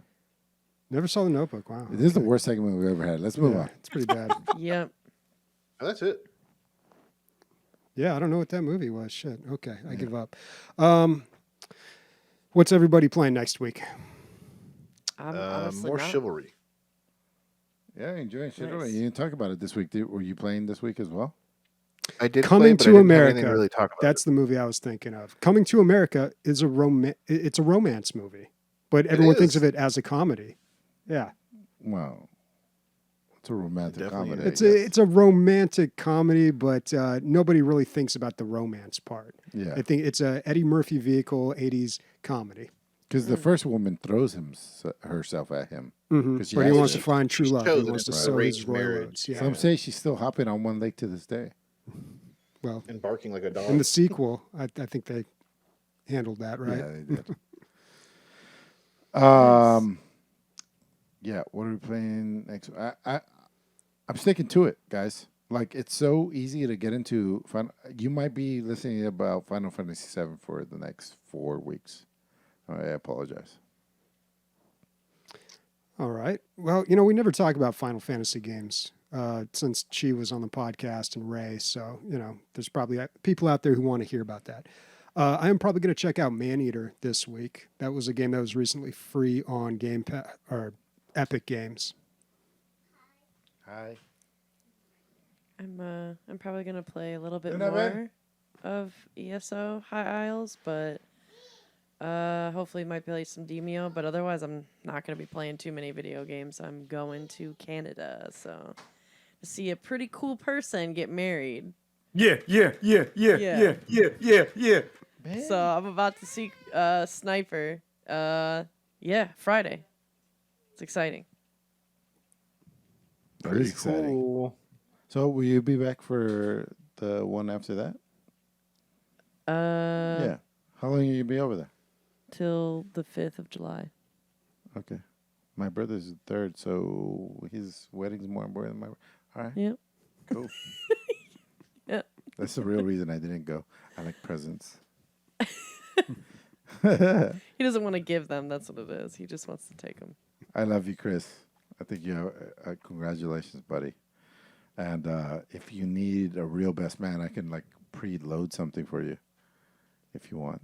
Like what? Give me like a 10-second, 20-second speech. Well, I'd be like, me and Chris used to go out on the town looking for bitches, and didn't usually work out. For me, it would. For him, it wouldn't. And this would happen over and over and over, and we would get sadder and sadder and sadder. And then one day, somebody felt bad for him, and her name was Rianne. And now they're about to get married. How's that? Off the cuff.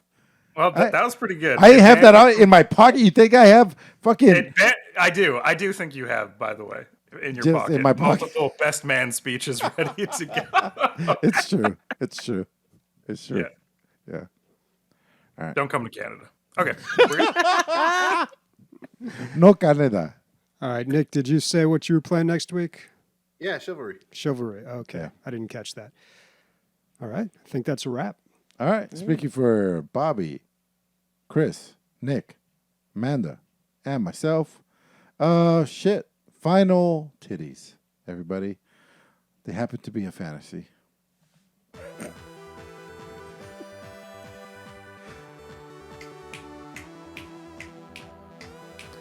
I'm fucking drunk. It is hot in here. It is hot in here. Let's take all our clothes off. Nope. Nope.